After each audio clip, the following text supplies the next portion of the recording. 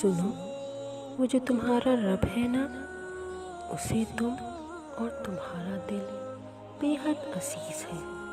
وہ تمہیں فقط تمہاری خواہش ہی نہیں بلکہ وہ تمہیں چاہتوں کا پورا جہان دینا چاہتا ہے۔ اپنے رب کی رحمت سے مایوس مت ہونا۔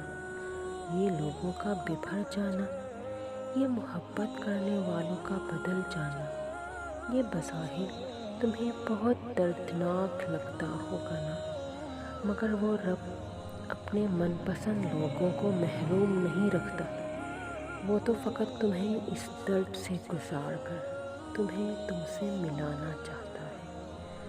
وہ ناواقف تو نہیں ہے نا تم سے، تمہارے حالات سے، پھر تمہارا مایوس ہونا تو بنتا ہی نہیں۔